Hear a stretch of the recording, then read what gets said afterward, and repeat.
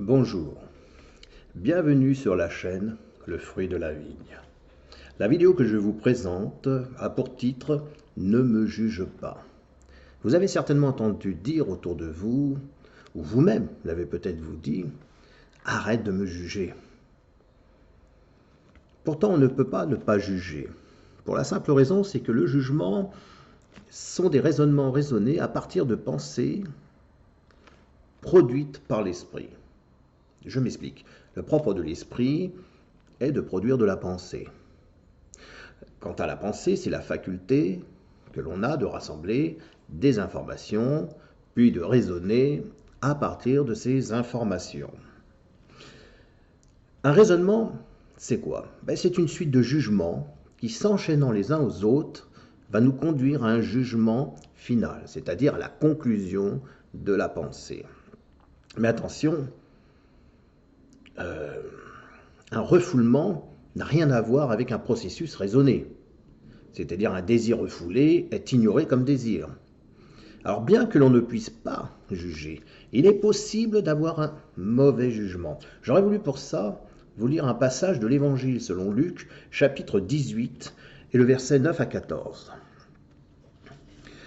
Mais il donna aussi cet exemple pour certains qui avaient eux-mêmes la conviction d'être justes et considéraient les autres comme rien. Deux hommes sont montés au temple pour prier. L'un était un pharisien, l'autre un collecteur d'impôts. Le pharisien s'est tenu là et s'est mis à prier, ainsi en lui-même. Ô Dieu, je te remercie de ce que je ne suis pas comme le reste des hommes, extorqueur, injuste, adultère, ou bien encore comme ce collecteur d'impôts.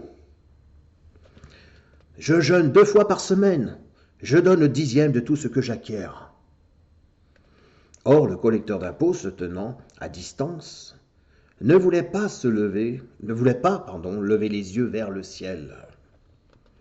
Mais il se frappait la poitrine en disant « Ô Dieu, sois miséricordieux envers moi, un pécheur, donc un délinquant.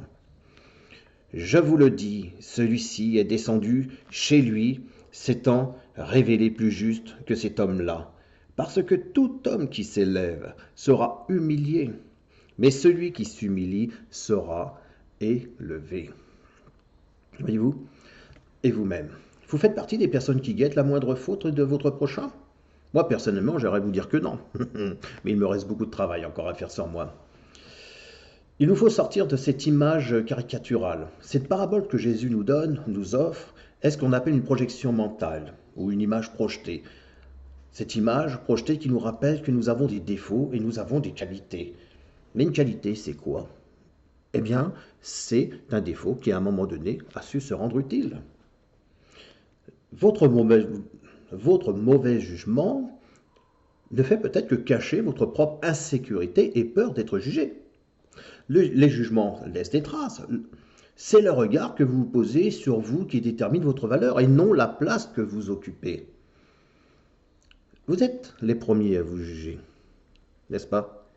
Et pourtant, vous ne devriez simplement qu'apprendre de vos erreurs. Le jugement et le raisonnement, qu'ils soient conscients, subconscients, inconscients, restent identiques, sauf une différence de degré de la clarté de la représentation. Je peux me servir des fautes des autres et pour me rassurer sur mes propres qualités. Tout jugement passe d'abord par la connaissance du fonctionnement de la pensée. Tant que vous ne saurez pas comment fonctionne votre pensée, vous ne pourrez faire confiance au jugement que vous portez sur le monde extérieur et bien d'autres, sur les autres. Eh bien, je vous remercie et je vous souhaite une bonne journée et à une prochaine vidéo. Au revoir.